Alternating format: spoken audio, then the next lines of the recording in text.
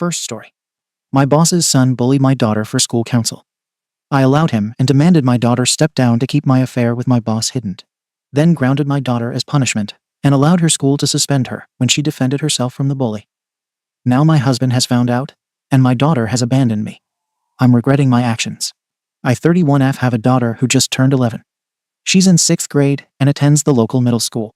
My husband 34M and I have been married 12 years. Things in our marriage haven't been great lately, but it's been tense for a while now. We don't really talk the way we used to. A lot of passive comments, eye rolls, and disagreements that turn into full nights of silence. He says I'm not the same anymore, and I think he's gotten too comfortable being critical of me, especially in front of our daughter, which I hate. Anyway, I work in a private consulting firm, and recently I was promoted to a senior role. It's a demanding job, but I've worked hard to get here. This promotion came with a major raise, and now I work more closely with my direct boss 55M, who's a single father. He got divorced last year and has full custody of his 13-year-old son, who coincidentally goes to the same middle school as my daughter. Different grades, but they have the same lunch period and are both involved in student council and Key Club, a charitable leadership group.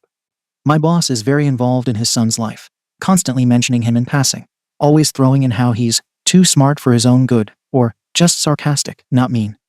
He's always said his son struggles with emotion, especially since the divorce, but insists he's never intentionally cruel. The few times I've interacted with the kid, he was polite, if a little smug. There's been a casual friendship between our families over the last 6 months. Sometimes we've had joint dinners, nothing formal, just helping each other out. If I had to pick up the kids from school, I'd sometimes bring his son home too. The kids weren't friends, but there didn't seem to be any open issues. Or so I thought. About 3 weeks ago, my daughter started acting off. She got quieter, didn't want to talk about her school day, and started showing less interest in her extracurriculars, especially student council, which she'd been excited about when the year started. I figured it was just mid-year burnout or a falling out with a friend. I asked her if something happened, but she brushed it off, said she was fine. Then last week, I caught her wiping her eyes in the back seat while scrolling her phone.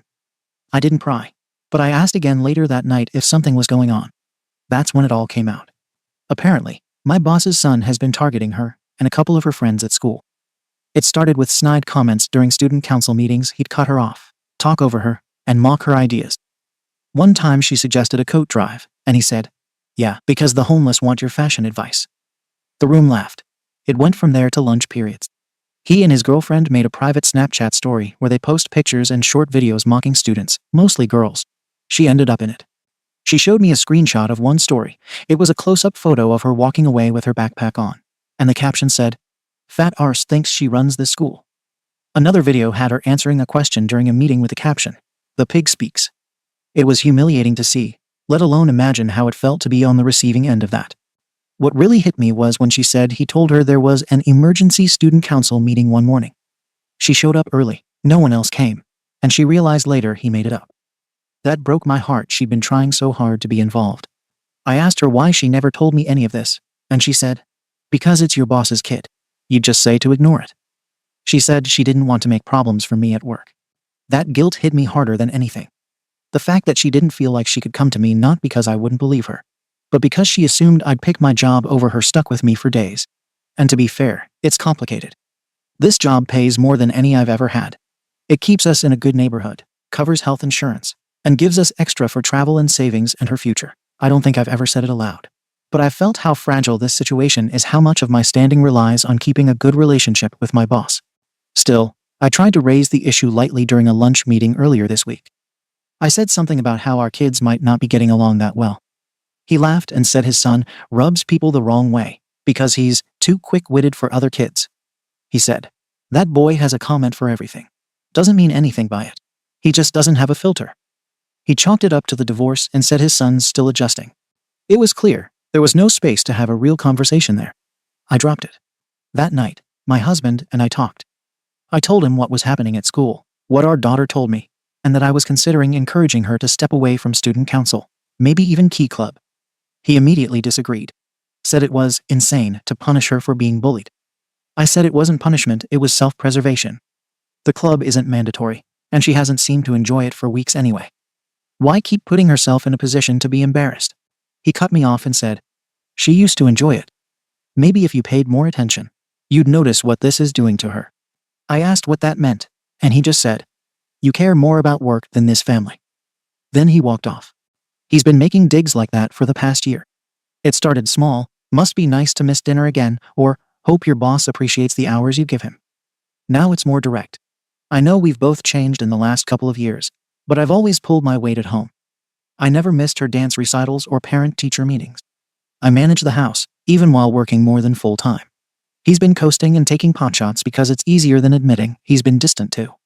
Anyway, I sat down with my daughter again the next day. I told her how sorry I was that she was going through this, that it wasn't right and none of it was okay. But I also told her that if student council was making her miserable, it might be time to let it go. That the school year is halfway over, and she can always rejoin next year when the boy's in high school. She got really upset. She said, "You're just letting him win." I told her this isn't about winning or losing, it's about being smart with your energy.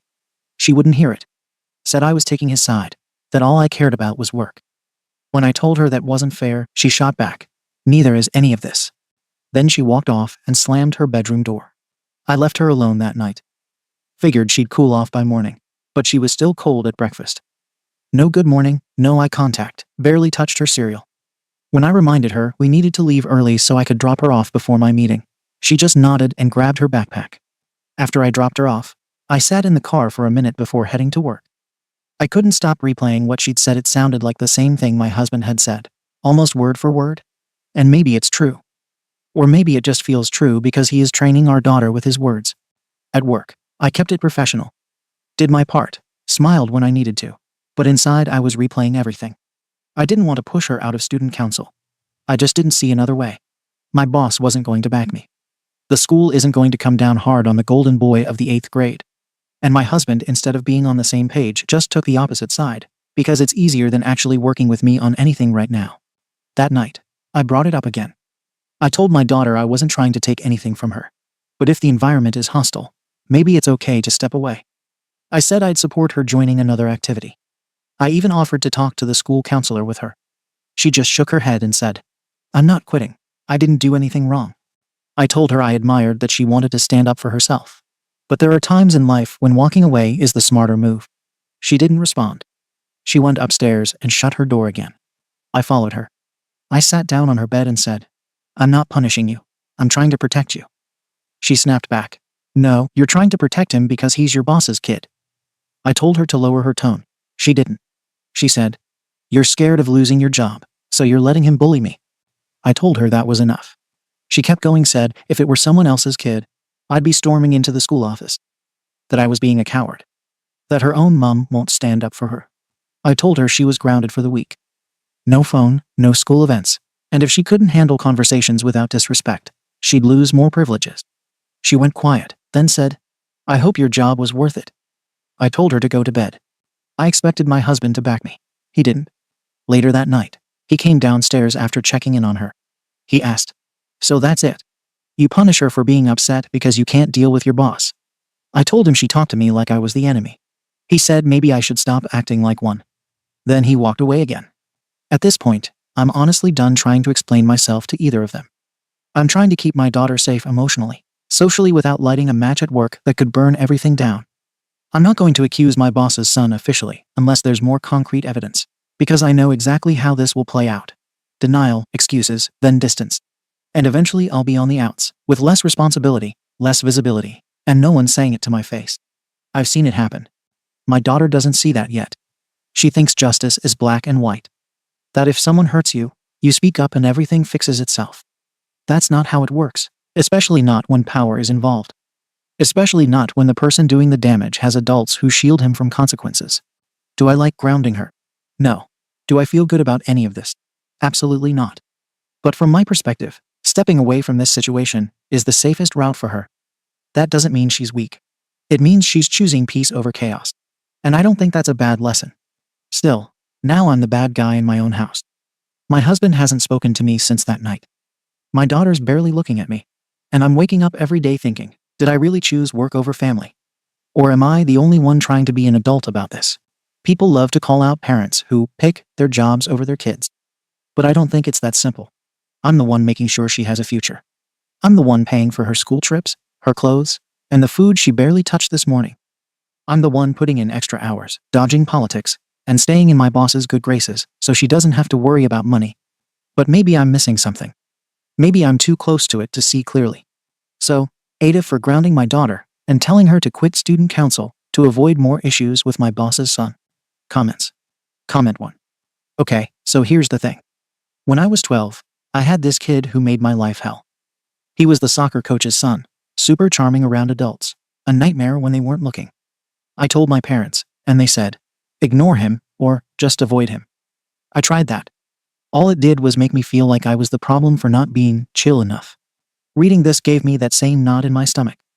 Your daughter didn't just get embarrassed, she got publicly humiliated. And she's being told to suck it up so adults can avoid awkward conversations. Then she pushes back and gets grounded. She already feels small. Quitting just confirms to everyone that she didn't belong there. You think you're protecting her. She sees you picking your boss's comfort over her dignity. That SHT doesn't go away when she's older. She'll remember this. Let her stay. Let her speak. Even if no one listens, at least she won't feel like you shut her down too. Comment 2. YTA. Imagine being 11, already feeling humiliated, and your mother, the person who's supposed to fight for you, tells you to quit and just let it go. A kid posted a close-up of her arse on Snapchat. That's not harmless teasing. That's sexual harassment. And your response is, maybe avoid him. Seriously. You say your boss would get defensive, sure, maybe. But if he hears about the actual screenshots and still dismisses it as a joke, then guess what? He's not this decent guy you want to believe he is. And if your job security relies on pretending your kid's abuser is just a filterless jokester, that's not a safe job. That's a hostage situation. You didn't just ignore her. You punished her for standing up for herself. This isn't about one club. It's about teaching her that speaking out means getting silenced at home too. That's going to stick with her way longer than this job of yours will. Comment 3. You're thinking short-term salary, job stability, not getting on your boss's bad side. But what you're missing is the cost your daughter's going to pay for this long after the paycheck clears. She's being bullied in front of her peers. And instead of having someone in her corner, she's getting told to step aside so the bully doesn't feel inconvenienced. This isn't just about quitting student council. It's about losing trust in the one adult she thought she could turn to. You're asking her to swallow it quietly so the adults don't have to be uncomfortable. That messes with a kid's head. It's not just embarrassing, it's dehumanizing. You said she doesn't even like student council. Doesn't matter. What she likes right now is having a voice. And you're trying to take it away to avoid a confrontation. So yeah, YTA, loudly. Hope your job comes with a good benefits package. Your daughter's going to need therapy and a whole lot of reassurance down the line that she matters. Comment 4. I work in a middle school, and I've seen how SHT like this plays out, especially when the bully has a parent with influence. The school doesn't touch it. They talk big about anti-bullying until it's a kid whose dad donates to the PTA or knows the superintendent. So from a practical standpoint, I get why you don't want to nuke your job over it. But grounding your daughter for having a reaction, that's the part that stings. She's trying to hold on to one piece of normalcy, and you're asking her to drop it because the adults around her are too spineless to make your boss's son face consequences. She's 11. She sees everyone pretending this isn't a big deal. If she quits, all she learns is silence keeps things peaceful, even when you're the one being targeted. This isn't about protecting her from more bullying. She already is being bullied. You're just taking away the one space where she feels like she can push back. Update. I'm posting an update because the situation didn't stop where my original post ended. I wish it had. I also want to be clear that I'm not here to rewrite history or pretend I handled everything perfectly. I made choices I thought were practical at the time. Those choices blew up my life. After the grounding, my daughter and I reached something close to an uneasy truce. She was still hurt and distant, but she stopped openly pushing back. She agreed to step down from student council at the end of the quarter. Not happily, but she accepted it. I took that as a sign that she was starting to understand where I was coming from. What I didn't expect was that my boss's son would keep at it. Even after she stopped actively participating, he kept poking at her. Quiet comments in the hallway. Little remarks during lunch. She tried ignoring him like I'd suggested. That didn't last. One day, he cornered her near the lockers with his friends around and called her a BTCH. He told her to stop talking about him and to stop acting sad, and said his mom was miserable because of me. He told her I ruined his peace, his family, and his life. Then he said something that stuck with her enough to repeat it verbatim to me later. That everyone knew why I was still around his dad so much, and that his friends said I was the reason his parents broke up. She's 11. She didn't even fully understand what he was accusing me of, just that it felt dirty and humiliating. She snapped back. She told him he was a liar, that he wasn't special, and that everyone already knew he was a bully. A teacher overheard the tail end of it. My daughter was written up for verbal aggression and suspended for 3 days. I found out when the school called me mid-morning. That was when my husband stepped in fully. He was done waiting for me to handle it. He took screenshots my daughter had saved, including new messages the boy had started sending her privately after she quit student council. The school had brushed those off before. My husband didn't. He went directly to the administration and said if they didn't put the suspension on hold and investigate properly, he'd take everything to the school board. That got their attention. Within 48 hours, the suspension was reversed. They interviewed other students. The Snapchat account came out. Other parents were contacted. Suddenly, what had been minimized for weeks was treated like a real issue. The boy received disciplinary action and was warned formally. The school issued a vague statement about harassment policies. At home, I was furious. My boss was distant at work almost immediately. Meetings felt colder. Jokes stopped. I knew he wasn't happy. And my husband was acting like he'd saved the day. We got into a fight that night. I told him he had no right to drag my job into this.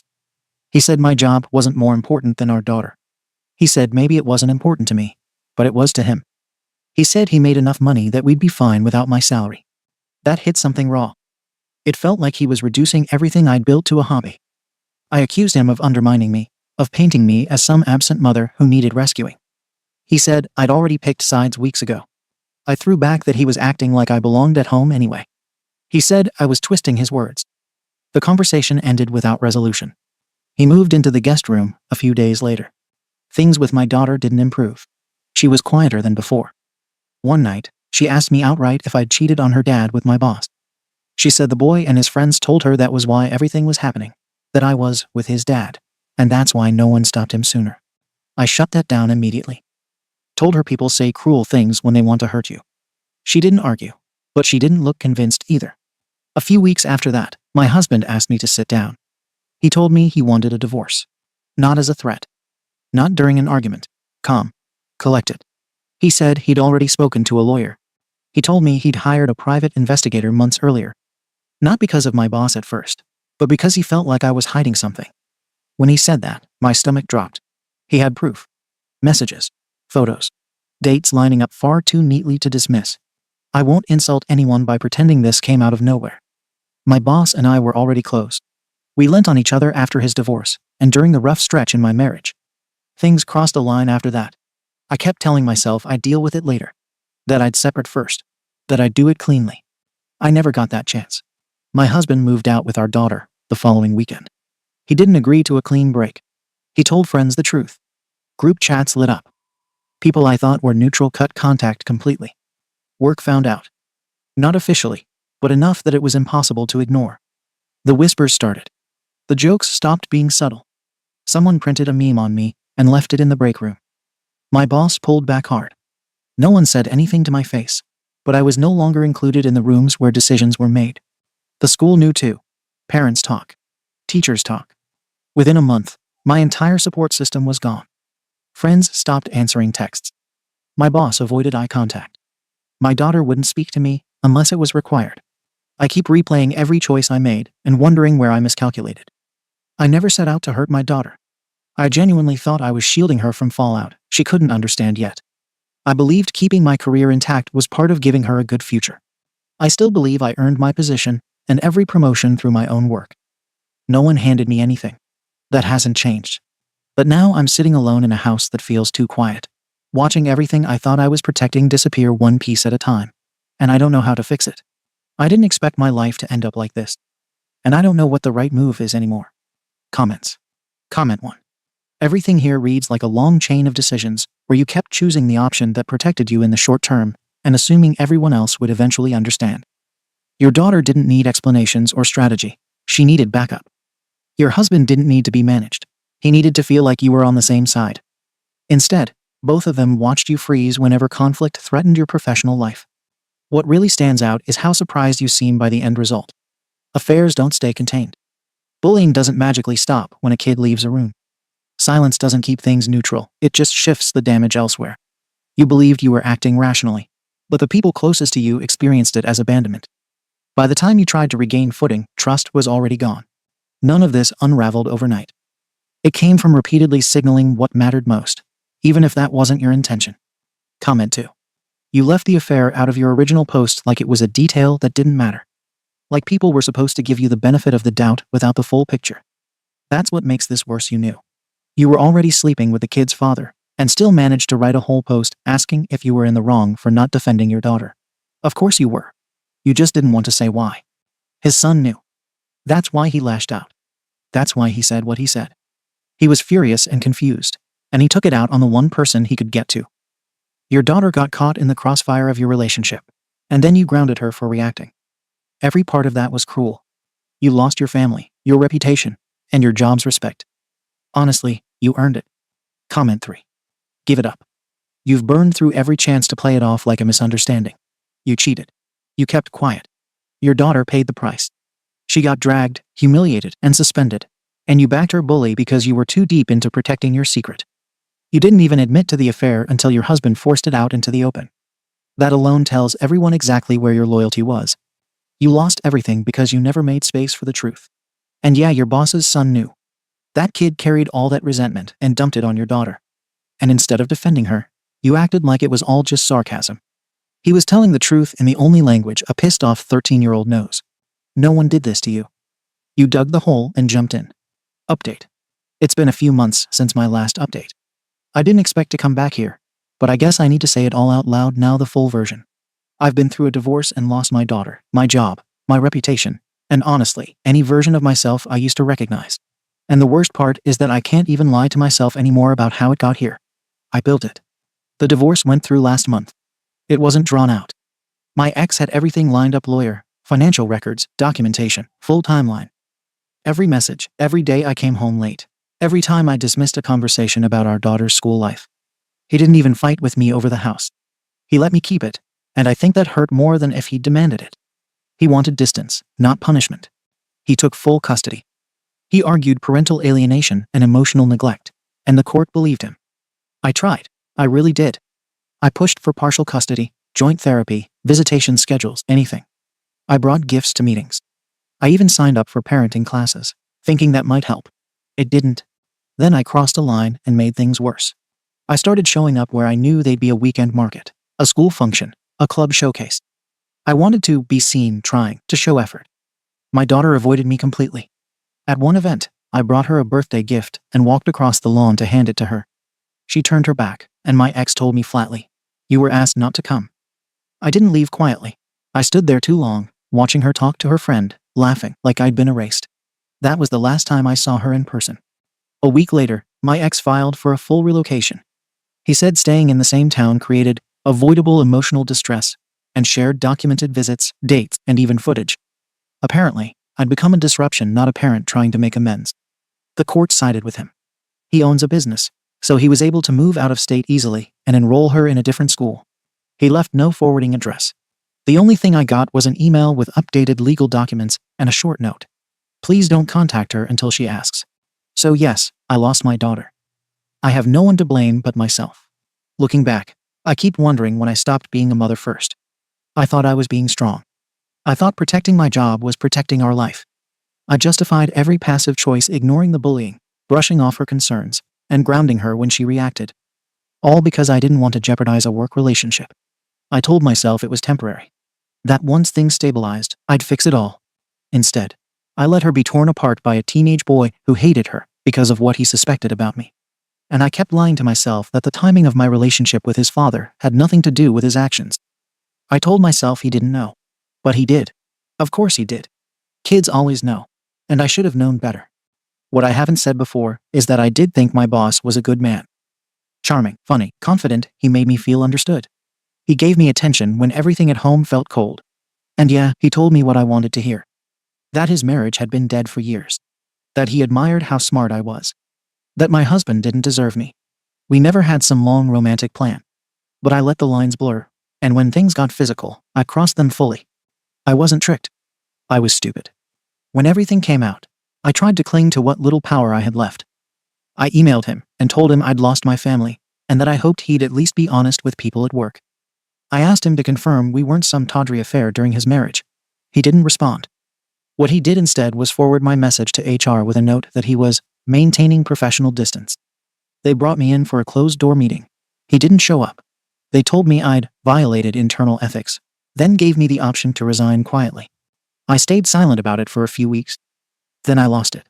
I posted a long thread on an anonymous forum about how corporate culture punishes women for relationships men initiate. I didn't name him. But the details were obvious. People figured it out quickly. Someone screenshotted the post and sent it around. I became an office joke. Again. I had nothing left to lose, so I sent another message, this time to a few close friends, sharing everything. I told them how he had made comments about starting fresh, and how we had dinner multiple times before he even filed for divorce. I told them I never planned to wreck my family. I just fell into something I wasn't prepared for. One of them sent it to his ex-wife. She replied. She told me I was disgusting. Said I blew up a family, and then wanted sympathy. She CC'd the boss. That was the last communication I ever had with anyone from that office.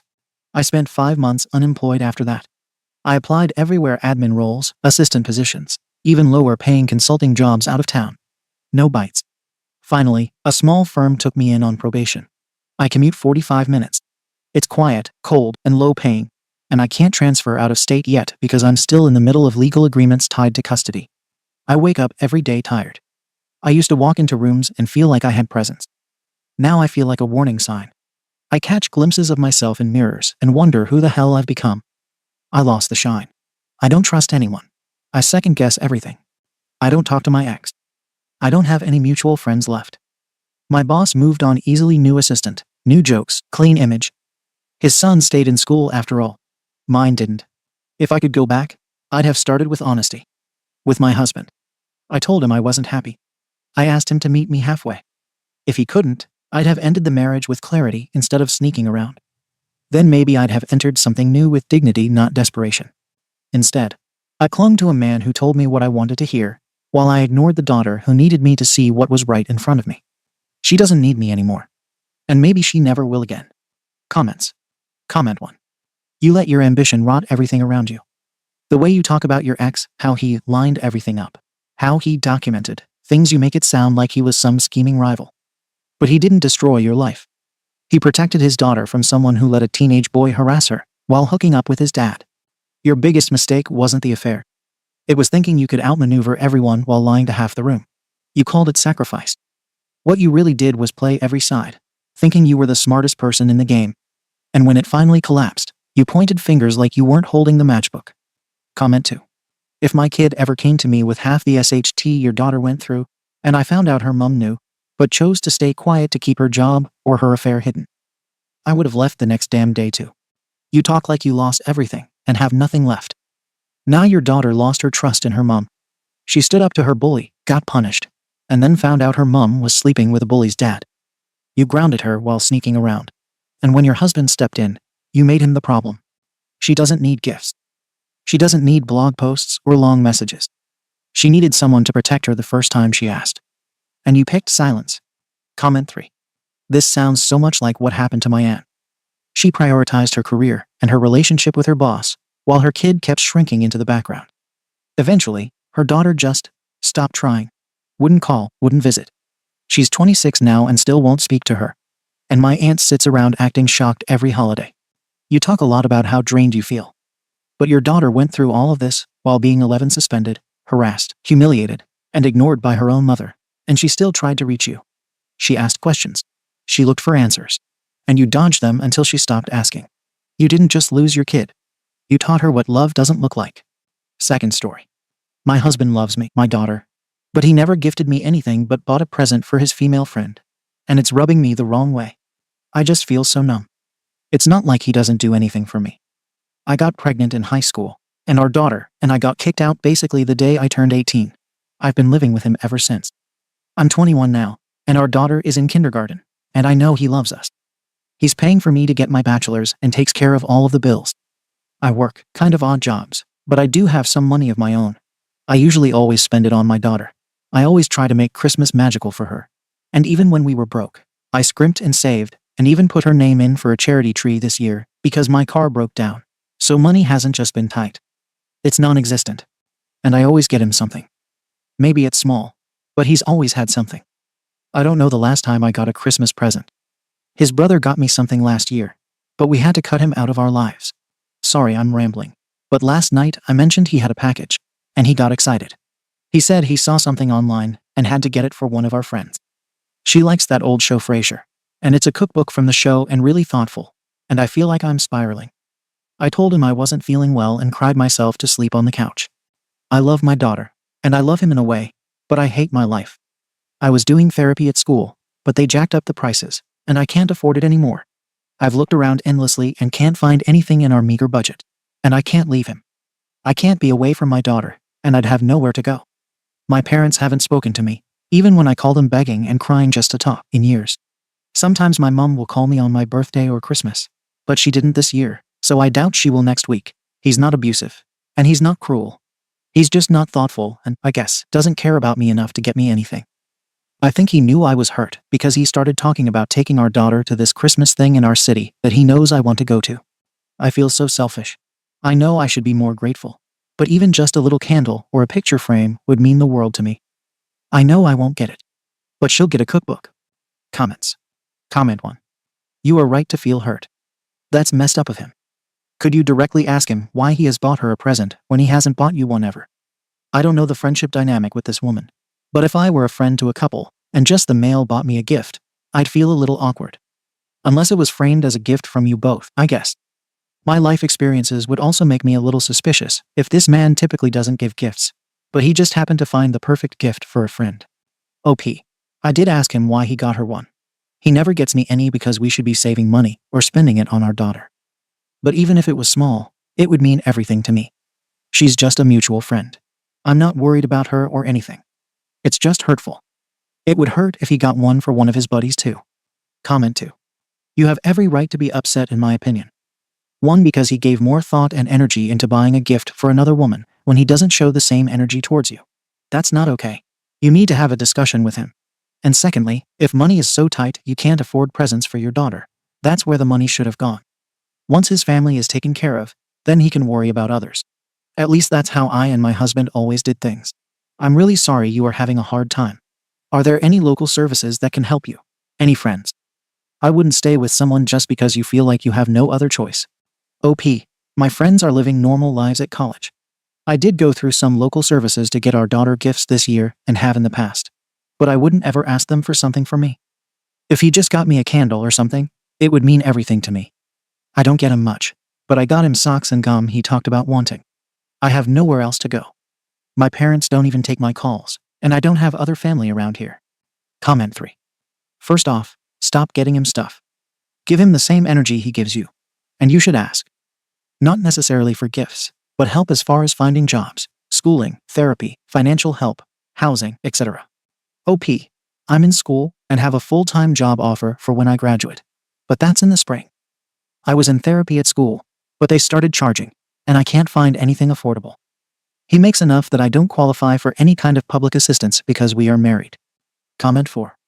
Hopefully once you graduate and start working, things will change, and you can get back into therapy and decide how you want to move forward. Until then, I would have a talk with him, and maybe try to get a part-time job and save so you can leave if that's what you decide. OP. I don't want to leave. My parents weren't together, and it made my life hell growing up. He's not a bad person or even husband. This is just upsetting. It's not always like this. Comment 5. I don't know your relationship, but a good husband doesn't buy other women gifts and not buy his wife one. But good luck with everything. OP. I just feel like he'd think that he does way more for me compared to a cookbook. Which he does. I still would like something small. Comment 6. Hey, first, it's amazing that you're raising a kindergartner while going to college and without any help from your parents. I got married later in life than you did, and something my spouse and I both benefited from was making mistakes and learning from experience in prior relationships. Me, I once got a girlfriend a CD for Christmas. We'd only been dating for a month or 2. But it was serious and not the ideal tone of gift. That came out as something that felt bad for her when our relationship was disintegrating a couple of years later. Whoops. But one fewer mistake for me to make from then on. It sucks that your husband apparently needs to be told, hey, you need to get your wife a present, dummy. Ideally, he'd have a friend say that to him. But if no one else will, it might be better for your relationship overall if you say it.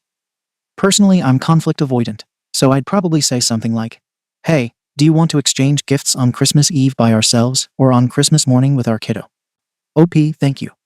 In his defense, he does pay any school fees tuition that my scholarship doesn't cover, as well as all of our bills, etc. I know I should just be grateful, and it's not like he spends money on himself. It just hurt that he saw that and was like, "Oh, I have to get it for her. She'll love it," when I would love literally anything from him. Comment 7. Financial contributions do not remove the need for emotional fulfillment. I'm 10 years in with a partner who feels as if them being the only provider removes any other responsibility to me, our children, our dog he got without discussing with me, and our home. It's not a great spot to be in. Please don't join me. OP. He is a good husband outside of this. Much better than other guys in his situation. I am very lucky generally, which is why I don't want to make a stink about this. Update. I forgot about this, but someone asked for an update, and I have a happy one. I didn't want to bring anything up to my husband and ruin Christmas. Christmas morning, we obviously got up with our daughter, and she loved everything she got, so that was nice. And then my husband handed her a box, and I was confused since she had already opened all of her gifts. He had her bring it over to me, and I couldn't stop crying. Okay, I know a lot of people dislike her, but Ariana Grande is my favorite artist. Her last album is so good, and I wanted to see her so bad. But the tour is so limited and expensive, and basically no tickets were available in our city. Anyways, our friend's mom has connections, and when my husband got a holiday bonus, he asked her if she'd be able to help. She got us amazing tickets and is going to watch our daughter that night. I couldn't stop crying. I never thought in a million years I'd be able to go to see her, and he set up everything. I felt bad because all I had gotten him was a new water bottle and jeans, but he said he didn't want anything other than his girls to be happy. And when he thought of my gift, he kind of got into the gift-giving spirit and wanted to get our friend something too. I'm so happy. Comments. Comment 1. I didn't catch your original post, but this is an excellent update to read first thing in the morning. Have so much fun. OP ahaha. It was mostly people telling me he was cheating on me with her. Comment 2. That sounds about right for Reddit. Comment 3. So the friend he bought the book for is the same friend that helped him with your gift. That's really nice.